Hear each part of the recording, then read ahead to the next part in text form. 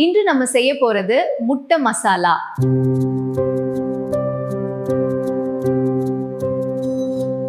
இது தேக்கு 2 முட்டை, இது தேக்கு 1 பெரிய வெங்காயம் நறுக்கி வச்சிருக்கோம், இது தேக்கு 1 தக்காளி நறுக்கி வச்சிருக்கோம், இது 1 டீஸ்பூன் மிளகாத்தூள், இதோ 1/2 டீஸ்பூன் மஞ்சத்தூள், இதோ 1/2 டீஸ்பூன் உப்பு, இது 2 டேபிள் ஸ்பூன் எண்ணெய், சிறிது கறிவேப்பிலை, 2 ஸ்பூன் எண்ணெய். இப்போ வெங்காயம் போட்டு 3 நிமிஷம் மிதமான தீயில வதக்கணும். வெங்காயம் நல்லா பொன்னிறமா வந்திருக்கு. இப்போ தக்காளி சேர்க்கிறோம். 4 நிமிஷம் நன்கு மெலிதாகும் வரை வதக்கணும். 1 ஸ்பூன் இஞ்சி பூண்டு விழுது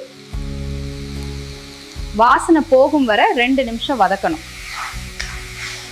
இப்போ 1 டீஸ்பூன் மிளகாத்தூள், 1 டீஸ்பூன் தனியாத்தூள், 1 டீஸ்பூன் மஞ்சத்தூள், தேவையான அளவு உப்பு போட்டு நல்லா கிளறி விடுங்க.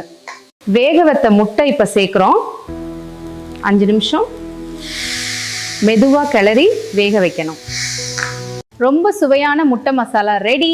பிடிச்சிருந்தா சப்ஸ்கிரைப் பண்ணுங்க.